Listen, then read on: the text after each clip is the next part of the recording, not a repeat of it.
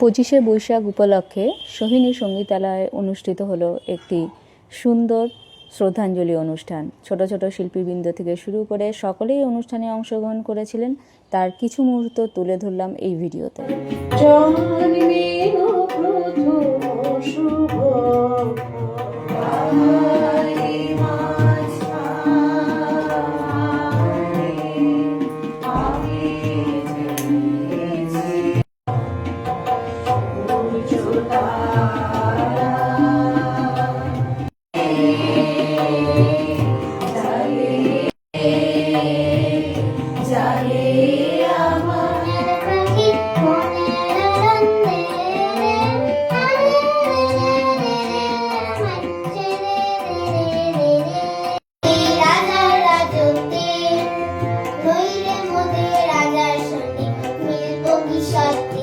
যেমন বাঁধন হারা বালুর পাতার, যেমন ডাকাত আকাশ লুটে ফেরে।